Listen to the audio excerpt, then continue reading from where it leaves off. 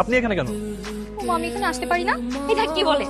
হাজার হলো আমাদের ম্যামের একমাত্র বাবু বলে কথা। ম্যাম সারাদিন এত ব্যস্ত থাকে, আর আমরা তো ম্যামের ছাত্রী, তাই না? আমাদের একটা দায়িত্ব আছে না তোমাকে দেখে রাখার? আপনাকে দেখতে হবে না, আপনি জানেন এখান থেকে। কিন্তু আমি যে তোমার জন্য একটা গিফট নিয়ে আসলাম, এখন কি হবে? সেটা কি করব? কিসের গিফট? মানে কি এসবে?